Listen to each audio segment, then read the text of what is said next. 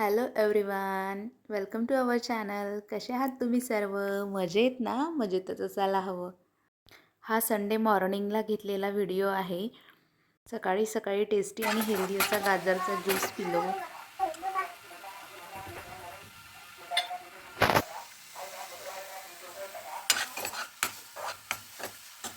मनस्वी, गाजरची paste उरली होती तर त्याचा थोडासा हलवा बनवला आणि मोठसुद्धा भिजू घालून होती.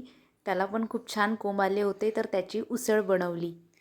त्यानंतर जेवणामध्ये भाकरी आणि भरीत केलं होतं. संडे आहे म्हटल्यावर कुठे बाहेर तर गेलंच पाहिजे.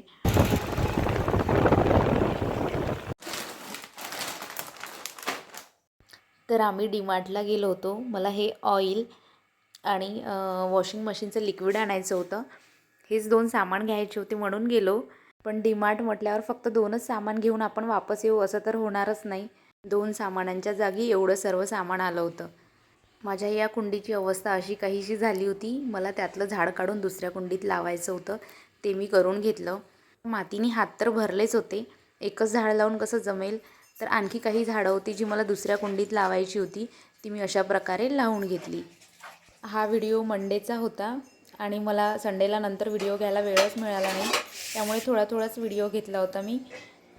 आमच्या स्टोरूममध्ये एक रॅक आहे. त्यात मी माझे पुस्तकं आणि कपडे वगैरे ठेवते. ती मला बऱ्याच दिवसापासून ऑर्गनाईज करून घ्यायची होती. अशी काहीशी अवस्था झाली होती तिची. आणि या रूममध्ये पण बरंच सामान होतं. ते सुद्धा व्यवस्थित लावून घ्यायचं होतं. तर आज म्हटलं वेळ आहे तर करूनच घेऊया. चला आधी चहा पिऊन घेऊया आणि स्वतःला फ्रेश करून घेऊया. मग आपल्याला काम करण्यात आणखी इंटरेस्ट येईल. त्या रूममध्ये धूळ खूप असल्यामुळे मी अशा प्रकारे चेहऱ्याला वगैरे बांधून घेतलं होतं. सर्वात आधी मी रॅकचे 2 कप्पे साफ करायला घेतले. त्या सर्व कप्प्यांवरचं सामान काढून घेतलं. खालच्या कप्प्यांमध्ये कमी सामान होतं तर आधी म्हटलं तेच 2 साफ करून घेऊया. त्यानंतर कापडाने असं मस्त पुसून घेतलं त्याला. वगैरे सर्व काढून टाकली.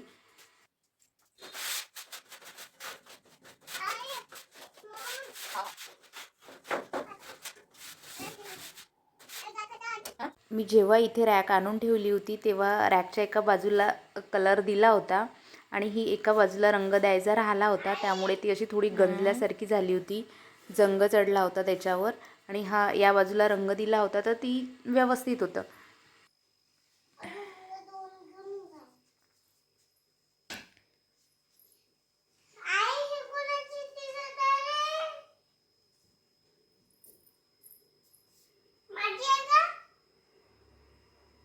मनस्वी झोपून होती म्हणून मी आज हे काम काढलं होतं.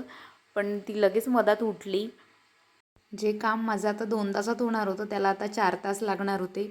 कारण मनू होती मला काम करू लागायला सोबत. प्रत्येक वस्तू ठेवलेली खोलून खोलून बघत होती ती सारखी.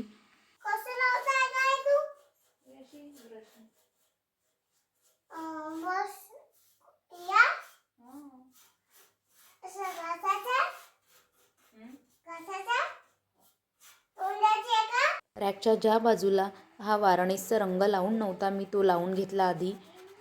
शेवटी आपण मिडल क्लास लोक आहोत आणि आपल्याला कोणतीही वस्तू जास्त दिवस टिकवायची असते. त्यासाठी असे जुगाड आपण शोधून काढत असतो. रॅक जर गंजली नाही तर ऑब्व्हियसली ती जास्त दिवस टिकणारच. काय करत आहे ग म्हणू?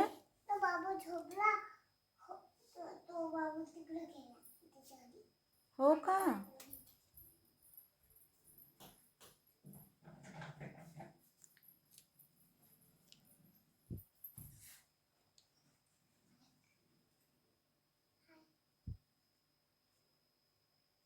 आता हा माझ्यासाठी मोठा प्रश्न होता ही वरची पुस्तकं काढणं आणि साफ करण्याचा. कारण खूप जड पुस्तकं आहे ती.